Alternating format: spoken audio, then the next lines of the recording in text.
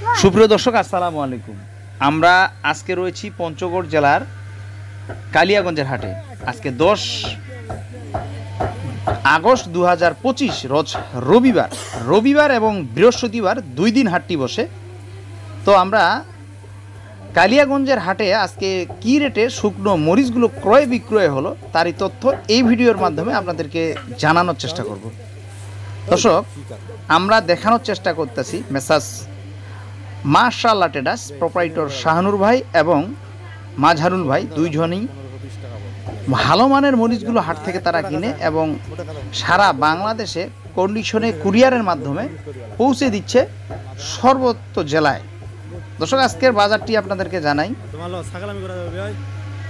এই যে দেখতেছেন এই হাটটি, আমি হাটটি আগে ভিডিও করে দেখানোর চেষ্টা করি। প্রচুর মাল উঠে এখানে, ছোট ছোট যারা পাইকাররা রয়েছে তারা কিনে আবার এই সব আড়তদারের কাছে, তো মাজহারুল ভাইদের বা শানুর ভাইদের কাছে বিক্রি করে। ইনারা আবার লোডে বাইরে পাঠায়, ইনাদের দিনে টাকা নিয়ে এরা বিক্রি হয়ে চলে যায়। তো এইখানে তারা মালগুলো কিনে গড় করে তারপর ইনাদের কাছে নিয়ে আসে, তারা আবার কিনে বাইরে জেলাতে পাঠায়। দর্শক, এখানে আজকে বাজারটা শুনে কারেন্ট মরিচের বাজার 6200 টাকা থেকে 6700 টাকা পার কেজি, 40 কেজিতে মন। জিরার বাজার গেছে 5000 থেকে 5500 টাকা। শেখার বাজার গেছে 4000 থেকে 4400 টাকা পর্যন্ত।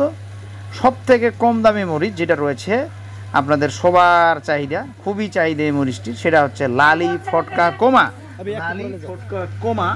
এই মরিচটি কেনা বেচা হয়েছে 40 থেকে 50 টাকা পার কেজি। হ্যাঁ, পার কেজি। এই মরিচটিতে আপনারা এই 50-50 ভালো মরিচ মিক্স করে এটা যদি আপনারা ভাঙান, ভাঙাইলে কালারটা আপনাদের 100 চলে আসবে। এক্ষেত্রে আপনাদের কোনো সমস্যা হবে না।